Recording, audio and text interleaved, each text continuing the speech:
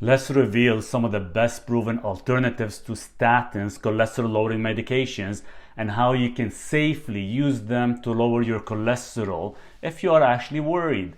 And later through the video, I'll also tell you about the real cause of your high cholesterol and how you can actually manage to prevent any type of oxidation. You're likely aware that statins, cholesterol-lowering medications, are one of the most widely prescribed drug classes globally. And if you're interested in exploring natural alternatives, I'll be sharing 4 of my top recommended supplements that I've extensively tested and found to be very effective, as this information is crucial.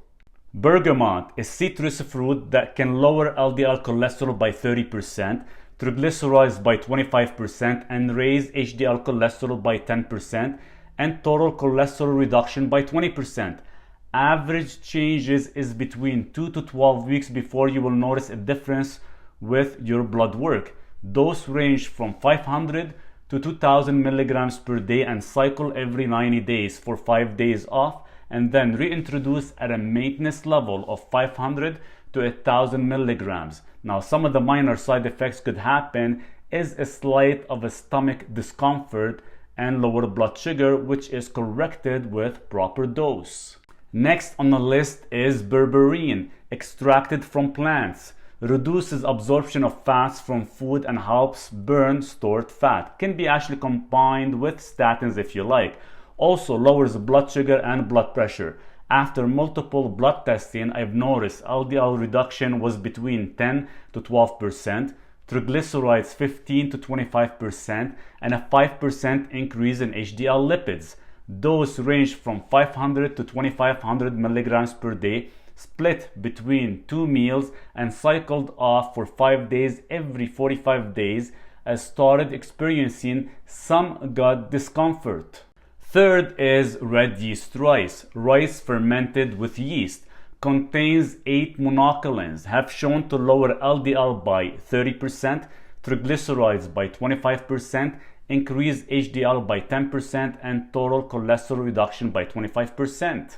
Dose between 1200 milligrams to 2400 milligrams with last meal of the day. Make sure if you are purchasing red yeast rice, check for certificate of analysis from the company to make sure it shows no citrulline found within the product, as it could be highly toxic on the liver and kidneys.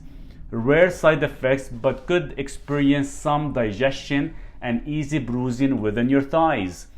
To prevent the bruising issue, you can actually increase levels of vitamin C up to 1000 milligrams and or add vitamin K2, MK7, 300 micrograms to support. And last is niacin, a vitamin B3. Has shown to actually lower LDL by 20%, triglycerides by 50%, increase HDL by 30%, and a total cholesterol reduction by 20%. Dose range from 500 to 3000 milligrams per day. Now keep in mind, this is either niacin, vitamin B3, or nicotinic acid form and not niacinamide. In addition, what I like about niacin, it does protect your LDL from oxidizing, which has the capacity to lower lipoprotein small a, being a genetic mutation. Time frame for reducing lipo A is very tricky, and it took me about 3 years playing with the dose back and forth.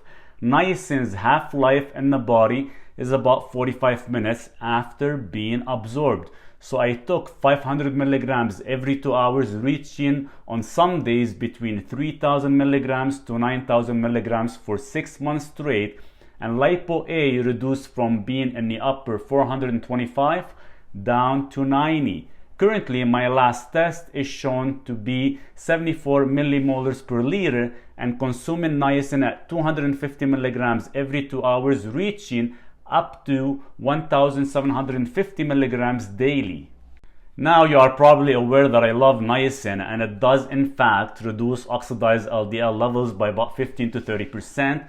Also, it does increase the size of LDL particles, shifting the LDL profile towards larger, less dense particles by 7%. Now, some minor side effects which I look forward to is the flush effect, and it's 100% harmless, especially taken a dose before I train. And no, it does not increase your glucose nor your HbA1c levels, even at 9,000 milligrams. And if it does, just reduce the amount you're consuming. Now, what is the reason of high cholesterol? Let's put carnivorous on the side for now, as I've been following a carnivorous diet for the past 10 years. And yes, I have high cholesterol, which is fine and it's irrelevant because all my inflammatory factors are optimized. But the real cause of cholesterol increasing is often insulin resistance, and treating insulin resistance through lifestyle changes will actually normalize cholesterol, blood sugar, blood pressure, and body fat without requiring medications or even supplements.